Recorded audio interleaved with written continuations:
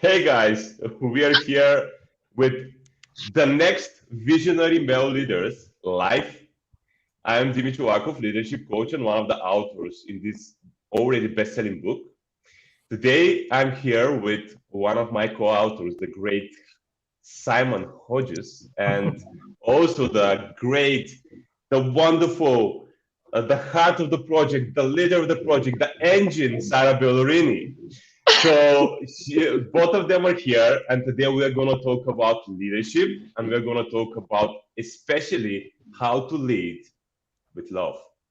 So, first, I'm going to start with Sarah. Sarah, I want to ask you, why did you decide? What the hell did you decide to get this wonderful gentleman in the book? Why not? Hey. um, so, well, the three of us have known each other for about 7 years. So I know Simon. I trust Simon. And I love Simon. And and because of those things, I know that he truly is a visionary male leader. You know, he really embodies what this book is all about, which is it's this concept around toxic versus visionary, and I know that we discuss masculine and feminine traits in the book, but for me, it's all about becoming an integrated human and an integrated leader.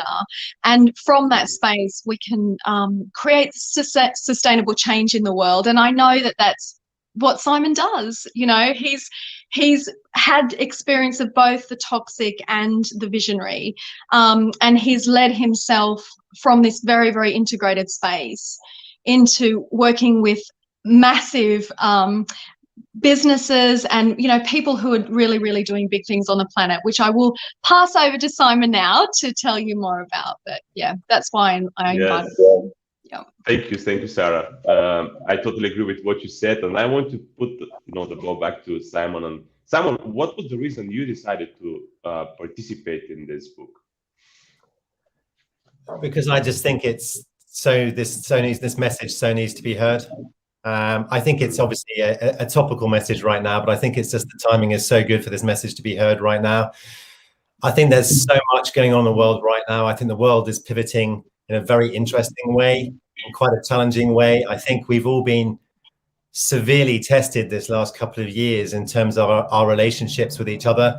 And I think particularly our relationship, that word called fear, because fear has been kind of front and center, kind of looming for us, you know, really big style for this last year and a half, and how we've dealt with that and how we've managed to move through it. I think from my own personal perspective, just in terms of my own journey, you know, my life's been quite messy. It's been very varied. You know, I've done different things. You know, I'm open about saying I had a nervous breakdown in 2008. You know, I've been there. I've experienced fear, and so for me, it's very personal. I kind of had to find my way back to a more loving space. Doesn't mean to say that you don't live with fear. We all live with fear, but it's learning to become more conscious and kind of rise above it, because our default is to go to a fear-based space. That's what we're wired to do, that chimp brain, which I know for me is huge, because I have about 20 chimps in my brain sometimes that kick off, and boy, do they kick off. But yeah, I've been on my own journey, and I think it's very personal to me. And I think, you know, when you really start to help people to move to, to start to move to a more loving space.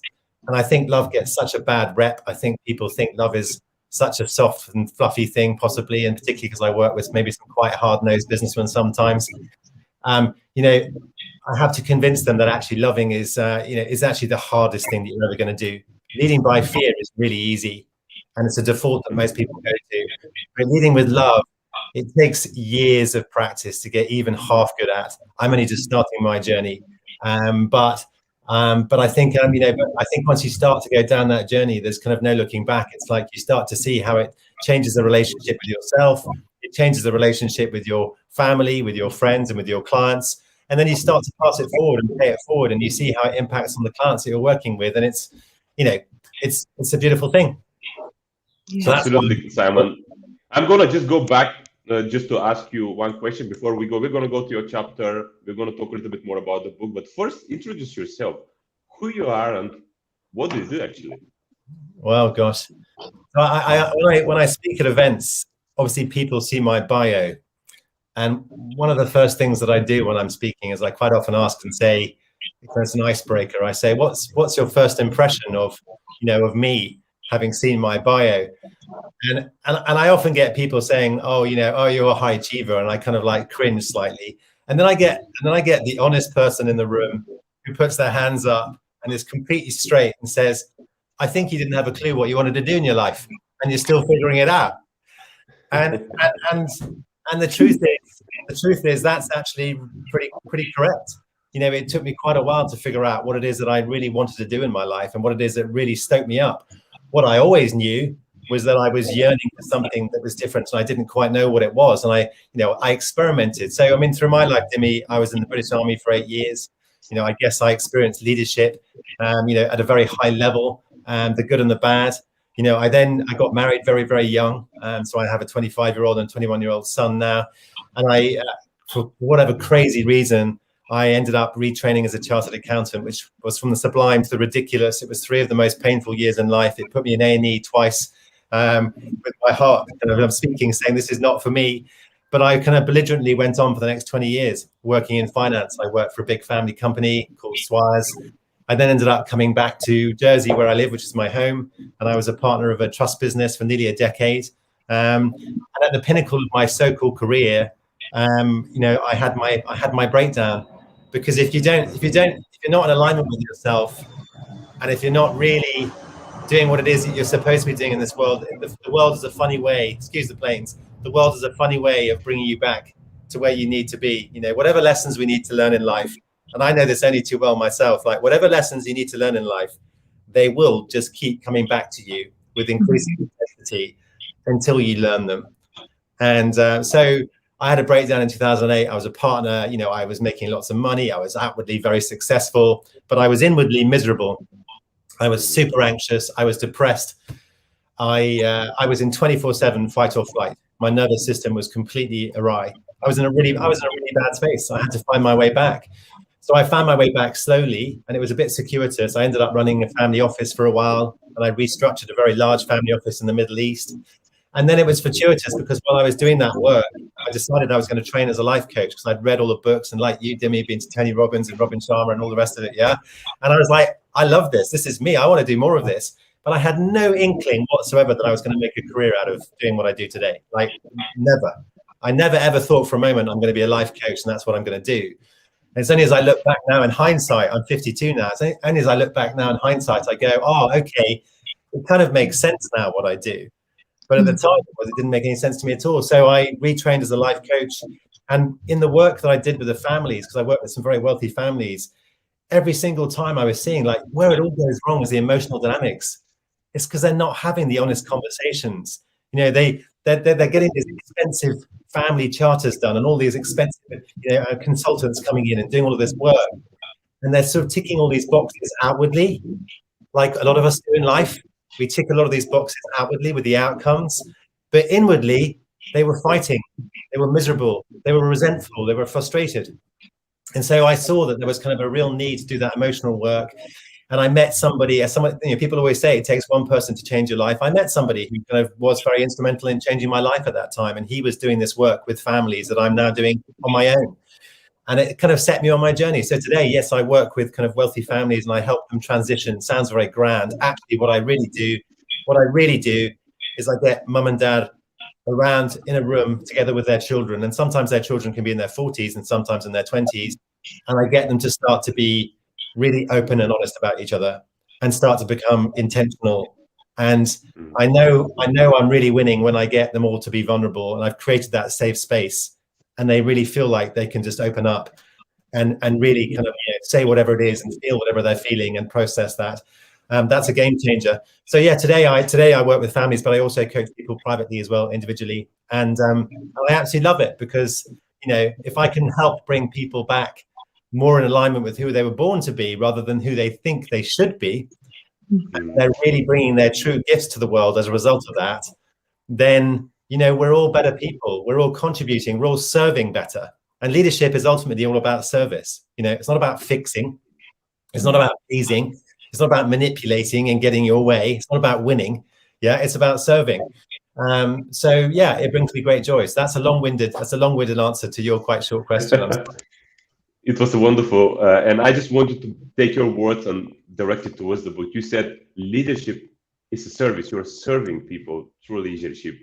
Tell me how the book we wrote actually is serving people right now, and why it's very important, the message in there. Yeah. Well, I think the really important thing about service is stepping out of your agenda and stepping out of the need to want to try and fix people. I mean, I'm a reformed pleaser and fixer. You know, part of my learning as a child was, well, I want to please everybody in my life. I want to make them better. I don't want them suffering. And so I would get very emotionally involved. I was a very emotional person. I'd get very emotionally involved and kind of in the trenches, as I say. And that's the difference between sympathy and empathy. But I think to really serve and to really lead, you have to be able to step out of your story. And you also have to be able to step out of somebody else's story. That doesn't mean that you don't feel for them and you don't really love them, but you have to be able to sit in that space where you create more space and you start to ask better questions. And I know for me that people who've had the most profound influence on me in my life have been those people who have just got that presence. They've got that aura about them that's just kind of almost like this Zen presence. Yes, they just, you know that they're very loving, but they're not going to put an arm around you and go, there, Simon, it's really miserable and shit right now, isn't it? You know, that's actually not what you need, because that's an enabler. That's just endorsing your current issues. So I think our job in this book is to kind of shine a light, really, and to bring different perspectives and just to, you know, ask a better question. You know, if you want to serve somebody better, then, you know, it all starts with awareness. Everything in life starts with awareness. You've got to start to ask better questions. And I really hope this book, people come away from reading this book and they really start to ask better questions and they start to become more aware and maybe even start to ask themselves, actually, is that what I really want? And then start to make a choice that's better. And you know, I think that's all that we can do. But we're certainly not here to tell people how to do it and what to do, and that I'm right and that somebody else is wrong. That's not what I'm here to do. This is just my perspective. This is my journey. I fully appreciate that some people it won't resonate for, others it might, and that's okay. Yeah, I'm just feeling the message you just shared. It's so beautiful, and I can see how Sarah is taking it in as well, because it's really wonderful the way you explained it. And I definitely believe that people, once they read this book, they really will realize how important love is, and empathy, compassion, all of these wonderful qualities are for leaders. Now, I just gonna bring in something which I was talking yesterday with the leader. I was just talking that we were just having this conversation that actually this is exactly what creates the you talk about tough love, right, Simon? You talk about tough love in your chapter. Yeah. And actually, this is the thing, you know, how you can combine, because tough love is a great representation how you can integrate what feminine and masculine, right? Yes. You just combine them and you just create something so much stronger that actually that creates so big transformation for the organizations, families, wherever you go. So it's like this combination, which I think is the biggest strength of this book, how you combine this, how you integrate this together. And you are showing so beautifully in your chapter. So that's why let's pay attention now to your chapter, because this is actually the most important part for today. Let's talk about it. I've read your chapter. Sarah read your chapter, and we were so connected to everything you said. But just I just wanted to hear from you. When it comes to your chapter, can you just walk us through it? What is it about? What is your message there? Well, I think the message is that I spoke about it at the beginning, but as human beings, we're still chimpanzees at the heart in many ways. We're still wired to survive rather than thrive. So our default way of interacting with ourselves and each other is often very fear-based. Yeah, there's often that concept, and I think society, schools, sports, everything plays to this sense of I'm always competing for something. I'm competing against somebody, or I'm competing for a scarce resource. So there's always that feeling of like, oh God, if I don't win, there's this sense that I'm going to lose. Yeah. And that's a very survivalist based way to be. But if you look at a lot of very successful people, in inverted commas, because I question how you define success, but how society would define success, there's a lot of fear-based leadership that still prevails because it's about force, it's about coercion, it's about manipulation, it's about I'm going to win at all costs. Yeah. And there's still a kind of a not an accolade, but there's still people still look up to that as being kind of like, oh, that's the greatest form of leadership. But for me, it was a very hard one to square, because I was always this very emotionally sensitive person. And my learned behavior was, well, actually, you can't be that person. You can't be emotional. You can't be sensitive, because you're going to get run all over. People are going to just, ride roughshod over you, which to some extent was slightly true, because if you are emotionally sensitive, it's a bit like being a soft shell crab. People can, they can get at you. But I guess that, over the years, I've learned, my learning was like, this isn't working. I'm trying to be somebody who I'm not. I'm trying to be more sensible, more reserved, more diplomatic, less emotional, more rational, but it's just not working. For whatever reason, it's not working. It wasn't that I wasn't successful, but I felt emotionally miserable. And, my biggest aha moment, if I had one, was really, and it came after my breakdown, was like, oh, well, what if my emotional sensitivity, which I have lived my entire life, not my entire life, but my adult life, believing is my Achilles heel, was actually my greatest strength and possibly even my superpower. Yeah. What if it was, and I talk about it in the book, and I say, actually, if you have high EQ, and we all know how much press EQ gets today, but if you have the ability to feel what somebody is feeling, and to peel the onion back, when you're just talking with someone, like to be able to read them and to be able to say, there's something going on here. There's something behind what they're saying. I can feel it. I can feel it. I can't quite put my finger on what it is right now, but I'm going to ask that question. And that I call it in my book, I think in the chapter, I call it the MRI scanner. It's like having an MRI scanner on people. Yeah. I didn't realize, I always had this ability. And I remember I was doing a due diligence on a business, and within 48 hours, I debriefed the CEO of the business about his whole team. And I'd only met them for 48 hours. And I debriefed him, and I said, this is what I'm seeing. And he just kind of fell off his chair, and he said, how on earth could you get to know my people that well within the space of 48 hours? And that's when it really clicked for me. And I went, okay, this really has value. Like, shit, okay, this is actually valuable. Like, this can be really useful. So for me, that was quite a turning point. And I guess my message in the book, Dimi, in the chapter, Dimi, is very much around, the fear-based form of leadership. Yes, short term can be quite successful. And of course, we all need to occasionally, fear is there for a reason. You don't want to ignore it. But actually, there's a sense that leading with love is easier than maybe leading with fear. I think it's completely the opposite. Leading with love takes real courage. Brene Brown says, her definition of integrity is choose courage over comfort. Yeah. And for me, I think that defines it pretty damn well. When you are really leading with love, you're way less soft and fluffy, but you're way more loving. I know when I'm meeting people who are leading with love, because they tend to be pretty damn direct, like possibly even not much filter. But I love that with them, though, because I'm getting instant feedback. There's no hidden agenda. I don't worry about, oh, what are they saying behind the scenes about me or somebody else that I know? Yeah. But it takes real courage, though, to be able to be that direct with somebody and to say, and to set boundaries with people and say, hey, what you just did was not okay. Yeah.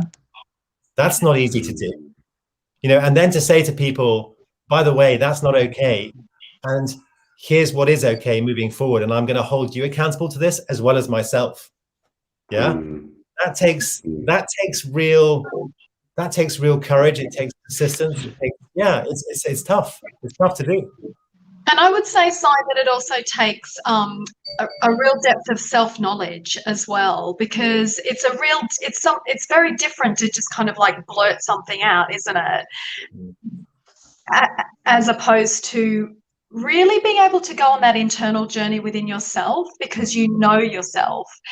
And what I love about your chapter and actually all the chapters in this book is that all of you male leaders have reflected on your earlier life, whatever that might be. I mean, for Dimmy, who's only 33, and then there's those of us who are over 50. A bit older, yeah. Yeah, a bit older. So, but the beautiful thing is, it's not about throwing anything out, is it? It's not about being a different person. It's not like I'm wrong. This is about going, and, you know, it's that, and what else is there? And I love how you talk about this, Simon, because you've essentially allowed yourself to be who you truly are and who you were created to be, and it's by this it's the knowledge, it's the consciousness, it's like pulling it up from underneath this kind of, I like to say, we've had this like slab of concrete that's across our hearts, you know, because it's all the masks that we wear so that we fit in. We know we're supposed to behave a certain way, look a certain way. And what we're doing is we're basically just covering over our hearts, and the desires live in our hearts. Yeah. But it's a brave, courageous thing to do. And when we do that journey ourselves, how much more successfully, can we lead others? And so this is very much about this journey of self-leadership, isn't it? First, then be able to lead others through that. I think one of my key insights as well, but I don't talk about it in this chapter, but it's one of my key insights in my life, is that your body speaks to you. By the way, not your head. Okay? We all know in your head you're dead. Tony Robbins, thank you for that. It's one of the best quotes. It's so true. But for me, a huge part of my journey was my body is speaking to me. Pay attention.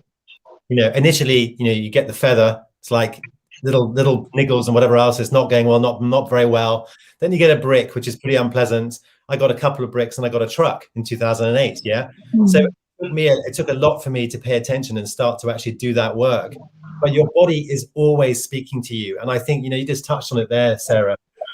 It's about having the ability to create more space, because we live such busy lives nowadays where we're constantly filling our lives with to-dos and more outcomes, and we're in the future, we're in the past. But when you come back into that present and you just notice what's really going on, and for me right now, I'm so much more aware of like what my body's telling me, because your body is way, way, way smarter than you realize. And for me, for my journey to back to kind of where I am today, you can't think your way. If you've been, everyone in life has suffered some form of trauma. Trauma is an overused word, I think, but everyone has got their stuff. Yeah, we've all got our shit. We've all got our belief systems. But for me, because I was at such an acute space in 2008, there's no amount of CBT or NLP was going to get me back to where I needed to be. Yeah, I couldn't think myself back to being great again. Yeah, so I had to learn how to really connect back into my body and allow my body to process what it needed to process in its own way. And that's a real intelligence in your body. I think it's a very different way of looking about things as well. But yeah, you do. It does take work, and it requires. Yeah, I think one of the things about my life has been, hence my kind of fairly varied, colorful career, is that I just always had this sense of this is not it. This is not it. Not it. And even though I had this kind of like, outwardly I was ticking all those boxes, I was like, yeah, but how can I be so miserable and stressed and depressed and anxious? My constant companion is anxiety. Outwardly, if I am so-called successful, it's just not squaring for me. And it's about recognizing that actually maybe the outcome that I thought was going to give me what I wanted actually isn't at all. Maybe it's all about the feelings. Maybe it's all about how I actually want to feel. And I spend a lot of time coaching my clients this, but uber successful. And I say to them, how's that working for you? Your constant drive to make another billion or another 10 million or 100 million. Like, what's it going to give you? Oh, I feel good for a while. And then it's like the next, oh, you get the buzz, you get that buzz. I said, but then you're constantly living in the future, or you're living in the past. Whereas, for me, how I really define my success right now, so everything's cause and effect, is like, how do I want to feel? Like, how do I want to feel most days? What are the core emotions that I want to experience on an average day? And because if you take care of the core emotion, and this is what I want to feel, then you'll start to arrange around you the right environment, the right people, yes, the right place, everything else around you. And then cause becomes effect. Then if you're feeling good, guess what? it translates into better things. And again, if you're feeling more loving, generous, kind, non-judgmental, but also very tough loving, direct, straight, yeah, that's kind of who I am. That's just unapologetically who I am. I can promise you it's going to have unbelievable knock-on effects with your relationships with everybody, and the success that you get in terms of the rewards of whatever career you're doing, whatever you're doing in your life. Yeah. Yeah, perfect. And that's really the sustainable change part, isn't it? Because when you do go on that journey, it's not just papering over the cracks. It's not that external transition from one thing to another. You know, I'm trying all these external things on to try and, you know, be more successful or to feel differently on the inside. It's actually, I am going on a transformational journey, which is under the surface, and that's the difference between the transition and the transformation. And with that transformation that takes place, we then we have this sustainable change inside of us, and then, Simon, just as you said, then the people around us start to change. And when people start to change, lives start to change, families start to change, and business starts to change, because business is essentially made up of humans. Yeah. It's definitely that effect. It's that dominoes effect, you know, it's that push it forward. And, you know, we're all in a food chain somewhere. Yeah. And, yeah, but there is an impact to everything that we do. And, you know, we only have responsibility and ownership of ourselves ultimately. But yeah, absolutely. If you can make that leap away from fear, which is our default basis of kind of how we interact and how we are, to a more loving space, which is not soft and fluffy. Yeah, it's hard, but it's very loving, you know, but it's straight talking, it's honest, it's transparent, it's vulnerable. It's like, yeah, I can't do that. I'm sorry, I don't know. I didn't do a great job there. You know, I mean, one of the things I think recently I've been quite tested myself. I've had some quite tough conversations with people. And one of the things that I talk to people a lot about is feedback versus criticism. Yeah, because leading with love, when you learn to lead with love, you learn to step out of your story and other people's stories as well. And you learn to take feedback. And it's again, so when you take feedback, you have to be able to discern between, oh, okay, is that feedback fear-based because it's their shit, or because maybe it's triggering me because it's my shit? Yes. As opposed to, is that feedback actually constructive and therefore actually intentionally loving in nature? And being able to discern and differentiate between what feedback am I receiving here, which is fear-based and it's their shit or my shit, and what feedback am I receiving here, which actually may be quite hard to hear. It may be quite triggering too, but actually, do you know what? In my body, I feel like it's true. Like it's true. And I've had a couple of conversations with people that have been quite tough recently, but just like that. And I remember thinking, oh, okay, that's quite interesting, because that's given me a bit of a benchmark of where I'm at in my journey right now. Because I remember thinking I wasn't that emotional when I was having these conversations, which previously would have been very triggering for me, like really triggering for me. I wasn't feeling emotional. But at the same time, though, I did feel triggered on a couple of occasions. And I was like, oh, okay, what's going on here? And I was able to step out. I paused for a moment, which is unusual for me. I paused for a moment, and I stopped and I went, what's really going on here? Was that my shit, or was that actually their shit? And then you're able to then go, because it's all about growing. If you want to grow, leading with love is about growing as well. If you want to grow, you're going to have to get feedback, and sometimes it's going to be pretty damn brutal. It's going to feel really hard, but your ability to take it between the eyes, to be able to differentiate between what's shit and what's real and what you need to learn from, and then be honest enough with yourself and say, oh, okay, yeah, I really do need to get better there. Like, I really need to get better there. And do the work. That's leading with love. Absolutely, Simon. I love this. And just to sort of add a little bit onto that is this distinction between the ego, which is all about me, and that's really that fear-based space, isn't it? And that's what we call, what I refer to as toxic leadership in inverted commas. And then we have this visionary type of leadership, which is, there's something bigger than me at play here. And so what you've just described is that ability to move out of the it's all about me, fear-based ego space. And it's almost like, I like to say, it's like, are you like a little ant on the ground going round and round and round in circles? You can't see anything else. Or are you going to get into your helicopter and, look at the bigger picture, because there's always something much bigger than us going on. And it's when you've done that journey, and of love, essentially, isn't it? Because then you're learning to love yourself, and then in that you're learning to love others. And Simon, I love that it's a journey as well. You know, there is not a quick fix, is there? It's, you know, we've had, you and me have had 5 decades. Jimmy's had 3.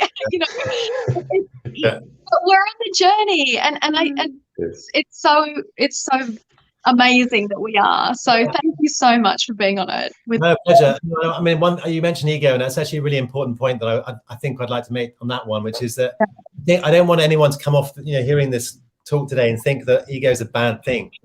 Like, we all have an ego. Yeah, we all have an ego. Yeah, we all have our needs. We all have, you know, some desire for maybe whatever it is, power or certainty or significance, whatever it is in life. Yeah, we there's nothing wrong with ego, but it's learning to be able to, it's like your head and heart, yes. Don't let your head lead everything, and don't let your ego lead everything. You want to, there's a symbiotic relationship, and it's being able to have much more balance in your life, where you recognize, oh, that's my ego talking right now. That's okay. But actually, I can understand why you're saying that right now, but actually coming back to your center and saying, okay, what do I really want to do here? What's the right thing to do? What's the right thing to do when I step out of what I want here right now? Okay, we all have our ego, and it's not like you can ever remove yourself completely from ego. I think, you know, that's just an illusion. That's never going to happen. We're human beings. We are fundamentally, you know, we do have an ego, and it's part of what makes us, you know, real. It's part of why we have these words like vulnerability, you know, and other words in our dictionary, because it's just how we're wired. So yeah, it's not that we can never be ego-less. And I say that because I think part of my journey was, I want to be ego-less. Like, I want to be. And I think I got, actually, I don't think I did get very far. The more I think about it, I think actually I didn't. I thought I was going to becoming more and more egoless, but actually I think I was becoming more and more ego, and a victim. Yeah. It sounds like something you do. Yeah. But isn't that part of the journey? Isn't that part of the journey?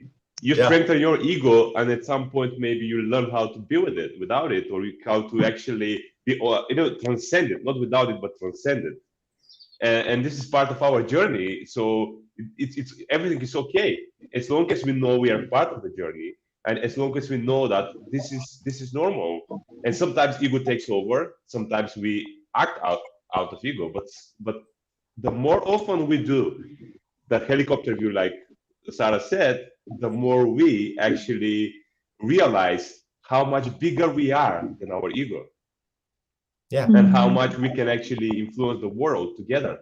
So thank you for sharing all of this, guys. It was really, really wonderful to listen to you, to stay with you, to be in this space with you. So what I would like to ask you before we go, Simon, is just what a message you want to leave for people, especially for people and leaders who still believe that fear-based leadership is the answer. Well, it's a really good question. I think it's about being honest with yourself, yeah, because I think deep down we all know, we may, you know, we're masters of rationalization and telling ourselves stories, yeah. But it comes back to my point about your body, yeah. There's a part of you that knows truth and is speaking to you, and I think anybody here who truly believes that fear-based leadership is the way to go, this is probably going to be very triggering for them. Yeah. And that's absolutely fine. But the reality is, it doesn't get long-term sustainable, self-fulfilling, you know, growth-oriented results. It doesn't. You get boom and bust. And that can be great, because you can be super successful and you can feather your own nest and you can go off and retire at 40 and whatever it is you want to do in your life. Fine. And you can build a huge business and float it and sell it, blah, blah, blah. Great. Fantastic. But I think this planet is really changing and shifting right now in terms of our consciousness. And so, yeah, for me, I think it's about just being honest with yourself. Is this really true, what I'm saying to myself, this story I'm telling myself right now? And then I come back to the awareness piece. Yeah, like, okay, maybe start to ask myself a better question now. And if this book and my chapter and everybody else's chapter can help people start to step out of their stories, start to help them be a little bit more honest with themselves about how they're showing up, and just to pause for a moment and ask a better question, then that for me is like great result. Thank you for sharing that, Simon. Thank you for being part of this. Thank you, Sarah, for really helping us to create even more, amazing and transcendental space where we can see everything from the far and just make it happen, and really see how people can realize out of these talks how much together, if we go into love, compassion, and empathy, we can really not helping not only ourselves but also everyone around us.